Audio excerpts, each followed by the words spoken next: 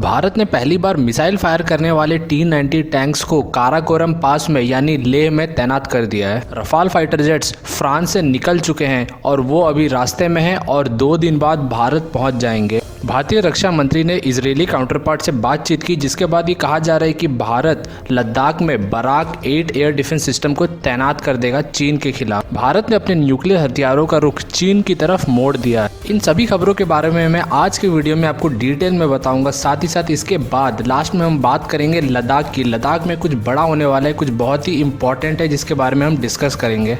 नमस्कार दोस्तों, मैं साहिल चौधरी आप सबका स्वागत करता हूं आप ही के चैनल इंडिया टॉक्स पे। भारतीय सेना ने पहली बार एक स्क्वाड्रन T-90 टैंक्स को जा करके काराकोरम पास में यानी लद्दाख में तैनात कर दिया है, जो कि मिसाइल्स भी फायर कर सकते हैं। यानी मिसाइल फायर करने वाले 12 T-90 टैंक्स को लद्दाख में तैनात कर दिया गया है। इसके साथ ही बहुत सारे आर्मर्ड व्हीकल्स को भी वहाँ रख दिया गया है। ये कदम एक बहुत बड़े हिंट हमें दे रहा है, एक बहुत बड़ा संदेश दे रहा है। उस संदेश के बारे में तो मैं आपको वीडियो के आखिर में बताऊंगा ही। अभी मैं आपको इन T-90 टैंक्स और ये फाइटिंग व्हीकल्स के बारे में बताता हूँ। इन T-90 टैंक्स के ऊपर जो मिसाइल्स की बात की जा रही है, हर जगह मिसाइल फायरिंग वाले टैंक तो बताए जा रहे हैं, लेकिन ये कौन से मिसाइल से ये नहीं बताए जा रहे हैं। तो मुझे लगता है ये ज़्यादा नहीं, ये एंटी टैंक मिसाइल्स ही हैं, क्योंकि टैंक्स में ज़्यादातर एंटी टैंक मिसाइल्स ही लगते हैं, जिनसे वो आने वाले अपने सामने जो दुश्मनी टैंक्स हैं उनके ऊपर भी फायर कर सकते हैं। और साथ ही साथ कभी कभी सरफेस टू एयर मिसाइल्स भी इनके ऊपर माउंट किए जाते हैं, ताकि अगर कोई हेलीकॉप्टर या कोई फाइटर जेट आ रहा है तो उसके ऊपर भी हमला कर सकें। तो अगर इन टैंक्स को लद्दाख में भेजा जा रहा है, इसका मतलब है कि चीनी टैंक से लड़ने की तैयारी हो रही है, वरना बेकार में ही इन्हें लद्दाख में नहीं भेजा जाता। साथ ही साथ आर्मर्ड व्हीकल्स को भेजा जा रहा है, यानी ऐसी गाड़ियां, बख्तरबंद गाड़ियां जिनके अंदर सैनिक बैठ के एक जगह से दूसरी जगह तक जा सकें। आगे बढ़ते हैं। रफाल फाइटर जेट्स फ्रांस से निकल चुके हैं, अभी वो रास्ते में हैं और वेडनेसडे सुबह सुबह शायद वो अम्बाला एयरबेस पहुंच जाएंगे। पहले जो 6 रफाल आने वाले थे उसके जगह अब सिर्फ 5 रफाल आ रहे हैं। ये सारे Rafale ready to flight condition में आ रहे हैं। इनको हमारे ही वायु सेना के जो पायलट्स हैं वो उड़ा करके फ्रांस से भारत तक ला रहे हैं। ये जो 5 रफाल्स हैं ये इमरजेंसी के हालात में ऐसे कंडीशन में भेजे जा रहे हैं कि 1 हफ्ते के अंदर इनमें जो भी मॉडिफिकेशंस और चेंजेस करने हैं वो कर दिए जाएंगे और इनमें जितने वेपन्स हैं वो लगा दिए जाएंगे। यानी 1 हफ्ते के अंदर ये किसी भी ऑपरेशन करने में सक्षम होंगे। और पिछले दिनों जो भारतीय वायुसेना का मीटिंग चल रहा था उसमें शायद इस बात पर भी सहमति बन चुकी है कि इसे लद्दाख में भी डिप्लॉय किया जाएगा। और चीन से खतरे को देखते हुए भारत अब लद्दाख में बराक 8 नाम के अपने मिसाइल डिफेंस सिस्टम को तैनात करने वाला है। ये बराक 8 क्या है आपको जानना बहुत ज़रूरी है। आप में से बहुत सारे लोग शायद जानते नहीं होंगे, लेकिन बराक 8 एक लो रेंज या medium range surface to air missile है, या इसे एक एयर डिफेंस सिस्टम भी कह सकते हैं। इसे भारत और इजरायल ने मिल करके बनाया है। Barak 8 aircraft, helicopters, missiles, UAVs, ballistic cruise missile किसी भी तरह के एयर थ्रेट से हमें बचा सकता है। इसका एक नेवी का वेरिएंट भी है जिसे एंटी शिप मिसाइल्स के तौर पे भी इस्तेमाल किया जाता है। बराक 8 को इजरायल एरोस्पेस इंडस्ट्रीज, भारत के DRDO और राफेल कंपनी ने मिल करके बनाया था। अब ये राफेल वो हवाई जहाज वाला कंपनी नहीं है, ये एक इजरायल का कंपनी है जो डिफेंस इक्विपमेंट्स बनाती है। अब जब बराक 8 को लद्दाख में चीन के हवाई जहाज और मिसाइल से बचने के लिए तैनात कर दिया गया, तो हम इसके स्पेसिफिकेशंस के बारे में जानते हैं। इसकी जो रेंज है वो 0.5 से 100 किलोमीटर तक की है। इसका जो मैक्सिमम स्पीड है वो 2 मैक का है। इसका जो हाइट सीलिंग है वो 16 किलोमीटर का है और कहते हैं कि ये 360 डिग्री यानी चारों दिशाओं में घूम करके भी फायर कर सकता है। इसका जो गाइडेंस सिस्टम है वो दोनों इंफ्रारेड गाइडेंस और रेडियो फ्रीक्वेंसी के ऊपर काम करता है। इसीलिए हमारे रडार्स के साथ एक बार कनेक्ट कर दिया जाए तो ये बड़ी आसानी से किसी भी टारगेट का पीछा करके उसे ध्वस्त कर सकता है। इस एयर डिफेंस सिस्टम को भारतीय नेवी, भारतीय एयरफोर्स, इजरायल की नेवी और अज़रबैजान की एयरफोर्स भी यूज़ करती हैं। आगे बढ़ते हैं तो दुनिया की एक बहुत बड़ी न्यूक्लियर मामलों में रिसर्च करने वाली एजेंसी का ये दावा है कि भारत ने अब अपने जो न्यूक्लियर आर्सेनल्स थे, यानी जितने भी परमाणु हथियार थे, उन सबका रुख पाकिस्तान से हटा के अब चीन की तरफ मोड़ दिया है। अब मैं आपको समझाता हूँ कि इस वाक्य का मतलब क्या है। क्या अब भारत पाकिस्तान के ऊपर न्यूक्लियर हमला नहीं कर सकता है, सिर्फ चीन पे कर सकता है? आखिर इस वर्ड का, इस सेंटेंस का मतलब क्या है? तो देखिए दोस्तों, जो न्यूक्लियर हथियार होते हैं वो युद्ध लड़ने के लिए नहीं होते हैं, वो अपने दुश्मन के ऊपर प्रेशर बनाने के लिए होते हैं। और प्रेजेंट डे में आपका जो सबसे बड़ा दुश्मन होता है, आप अपने न्यूक्लियर हथियारों को इस तरीके से पोजीशन करते हैं कि हर समय वो उसकी गर्दन के सामने दिखता रहे, गर्दन पे चाकू की तरह लटकता रहे। दुनिया की जो सबसे एडवांस कंट्रीज़ हैं वो न्यूक्लियर हमले हमले के लिए 3 रास्तों का इस्तेमाल करते हैं। एक होता है ज़मीनी रास्ता, जिसके लिए टैक्टिकल मिसाइल्स का इस्तेमाल किया जाता है, जैसे कि हमारे अग्नि 5 जैसे मिसाइल हैं। दूसरा होता है पानी के ज़रिए, यानी सबमरीन में ऐसे मिसाइल्स को ले जाना जो कि ये हमले कर सके। और दूसरा होता है वायु मार्ग, यानी ऐसे फाइटर जेट्स या बॉम्बर्स का इस्तेमाल करना जो न्यूक्लियर बम गिरा सके किसी देश के ऊपर। भारत ने भी अब इन तीनों रास्तों से न्यूक्लियर हमला करने की काबिलियत पा ली है। देखिए दोस्तों, शुरुआत करते हैं हम ज़मीनी मार्ग से, यानी अग्नि 5 मिसाइल का एग्जाम्पल ले लेते हैं। अब जो अग्नि 5 मिसाइल है उसे मान लीजिए चीन के इंपॉर्टेंट लोकेशन पे, इंपॉर्टेंट शहरों पे टारगेट करने के लिए रखा गया है, या पहले पाकिस्तान के इंपॉर्टेंट लोकेशंस पे टारगेट करने के लिए रखा गया था। तो अब अगर उन्हें दूसरी जगह के लिए शिफ्ट किया जा रहा है तो उसके लिए उनकी कैपेबिलिटी कम नहीं की जा रही है। वो अभी भी पाकिस्तान में भी अटैक कर सकते हैं, चीन में भी, लेकिन भारत के अंदर उनका जो पोजीशन है वो बदल जाता है। यानी अगर उन्हें पाकिस्तान के बजाय चीन पे हमला करना है तो वो अलग जगह पे खड़े किए जाएंगे, किसी अलग स्टेट में, किसी अलग एरिया में रखे जाएंगे, जहाँ से चीन में घुसना आसान होगा, जहाँ से चीन के जो मिसाइल डिफेंस सिस्टम्स है उन सबको चकमा देते हुए आकाशीय मार्ग से वो चीन में घुस के सीधे चीन के इंपॉर्टेंट लोकेशन पे हमला कर सकें। जिस देश को ध्यान में रख के इन्हें पोजीशन किया जाता है, उस देश में अगर हमला करना हो तो ये कुछ ही मिनटों में तैयार हो जाते हैं। लेकिन मान लीजिए इन्हें वापस से शिफ्ट करना है किसी और देश की तरफ, तो उसमें कुछ दिन लगेंगे, इनके पोजीशंस को बदलना पड़ेगा और उस हिसाब से इन्हें टैक्टिकली प्लेस करना पड़ेगा कि फिर दूसरे देश को ये काउंटर कर सकें। वहीं हमारे जो सबमरीन्स हैं वो K4 नाम के मिसाइल दाग सकते हैं। ये कलाम 4 मिसाइल हमारे अब्दुल कलाम जी का एक विजन में से एक था, ये भी न्यूक्लियर हमला कर सकते हैं। तो भारत अपने इन K4 से लदे हुए न्यूक्लियर जो सबमरीन्स हैं, इन सब को ऐसे जगह पर पोजीशन करेगा कि अगर चीन भारत के ऊपर न्यूक्लियर हमला करता है तो ये मिसाइल चीन के ऊपर न्यूक्लियर हमला कर सकें। यानी चीन की समुद्री सीमा के आसपास इन पनडुब्बियों को रखा जाएगा या रखा जा सकता है। वहीं न्यूक्लियर बम गिराने में सक्षम हमारे पास जितने भी बॉम्बर्स हैं और जितने फाइटर जेट्स बचे हैं, उन सब को इस तरीके से तैयार किया जाता है, उन सब को भी ऐसे जगहों पे, ऐसे स्टेट्स में प्लेस किया जाता है और हमेशा रेडी रखा जाता है उनके फाइटर पायलट्स को कि कभी भी ज़रूरत पड़े तो इस देश में इस रास्ते से घुस सकें और न्यूक्लियर हमले कर सकें। तो चलिए दोस्तों, वादे के मुताबिक अब बात करते हैं लद्दाख की। तो दोस्तों, ताज़ा खबरों के हिसाब से मैं आपको बता दूं कि चीन ने फॉरवर्ड पोस्ट के पास, यानी अक्साई चीन के एरिया में 50,000 से ज़्यादा सैनिकों को इकट्ठा कर लिया है।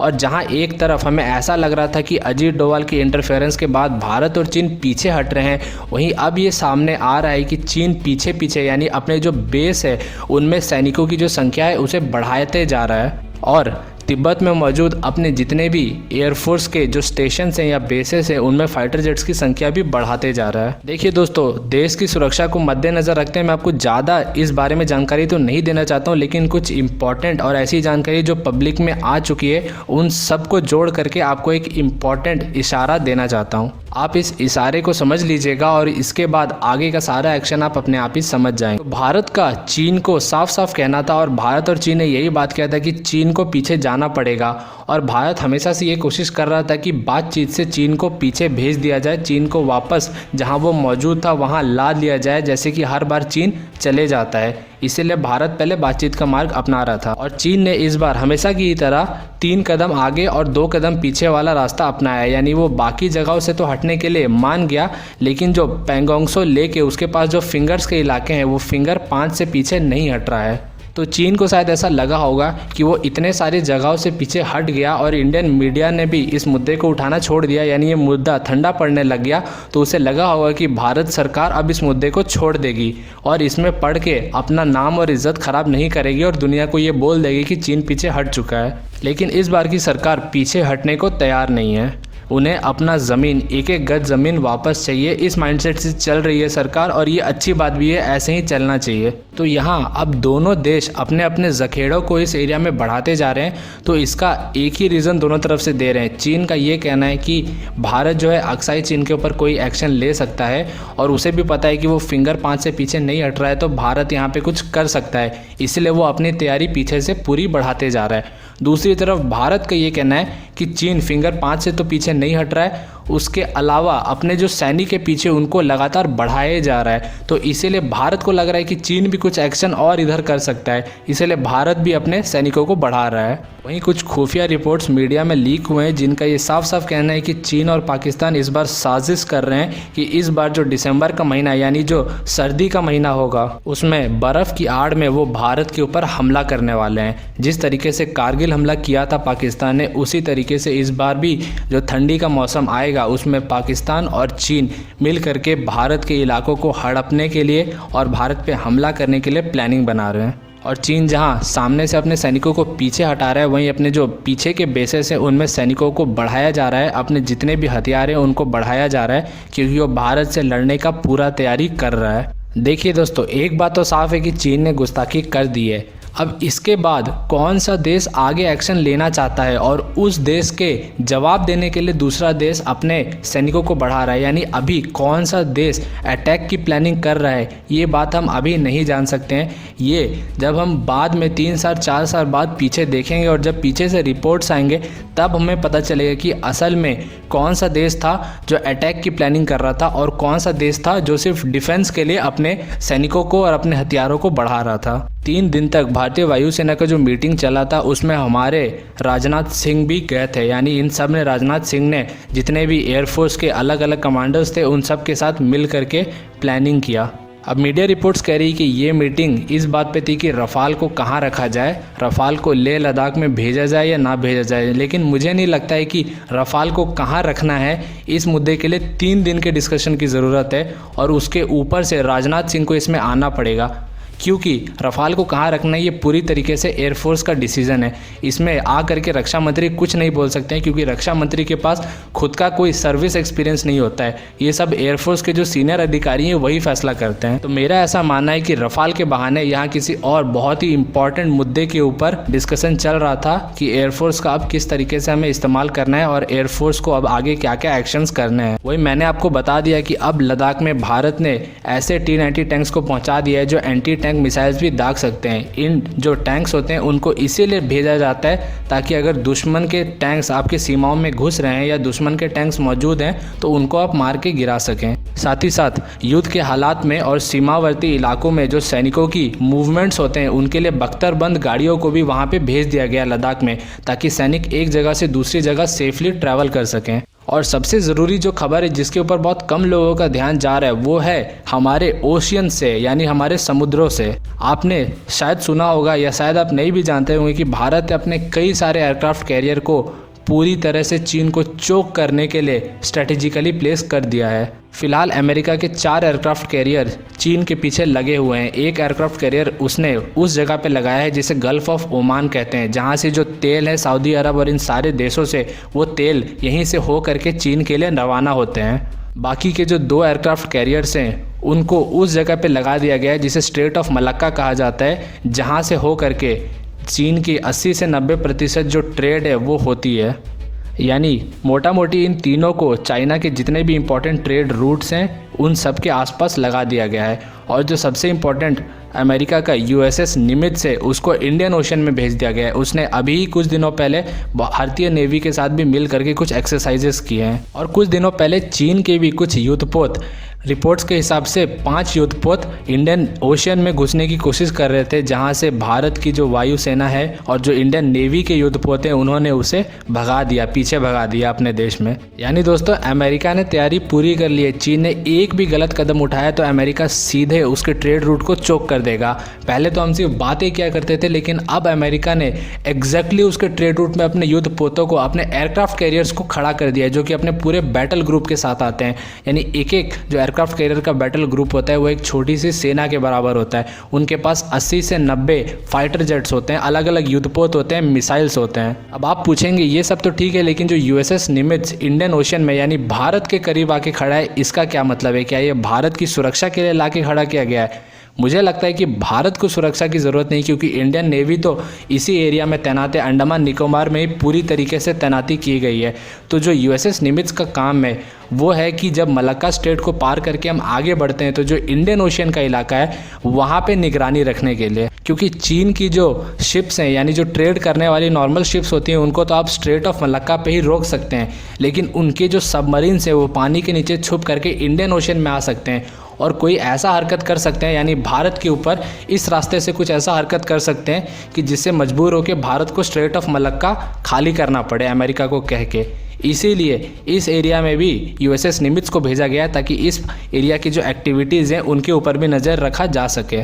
दोस्तों, अभी जो हालात चल रहे हैं पूरे दुनिया में, जिसमें भारत को भी चीन ने घसीट लिया है। भारत तो आना नहीं चाहता था, लेकिन अमेरिका और चीन के इस झगड़े में भारत भी अब घसटा चुका है। तो अब जो पाकिस्तान, भारत, चीन, अमेरिका और इसके साथ जो छोटे छोटे देश अलग अलग लगे हुए हैं चारों तरफ से, इन सब को अगर देखा जाए तो इनमें एक तरह का कोल्ड वॉर वाला सिचुएशन चल रहा है, जिसमें कोई देश नहीं जानता था, या कह ले जो देशवासी हैं वो नहीं जानते थे कि कौन सा देश क्या कर रहा है और किस वक्त कौन सा युद्ध छिड़ सकता है। सबको लगता था कि बस तीसरा विश्व युद्ध शुरू होने ही वाला है। तो अभी भी ठीक वैसा ही सिचुएशन चल रहा है। अब हर बार की तरह हम इस सिचुएशन में भी ईजिली धीरे धीरे निकल जाएंगे या ये किसी बड़े युद्ध की तरफ दुनिया को मोड़ देगा, ये हमें आगे चल के देखना होगा।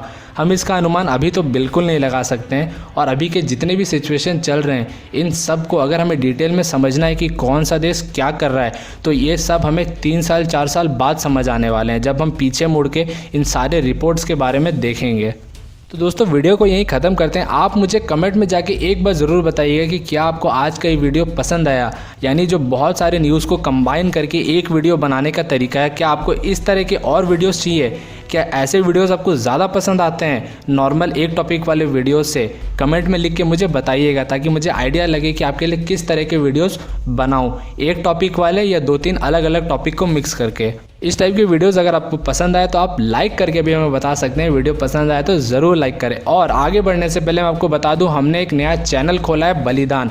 बलिदान पे आपको जितने भी भारत के हथियार है उन सब के बारे में डिटेल्ड रिव्यू मिलेगा, यानी हमारे जितने भी हथियार है जो भारत की सुरक्षा हर समय करते हैं उनके ऊपर आपको जानकारी देंगे। पहला वीडियो मैंने अपलोड भी कर दिया है जो कि है अग्नि 5 के ऊपर।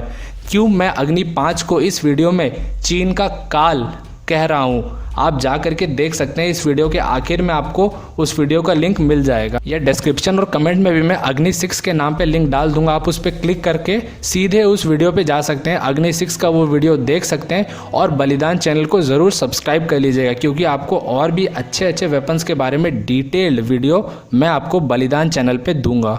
तो मिलते हैं अगले वीडियो में, तब तक के लिए थैंक्स फॉर वॉचिंग।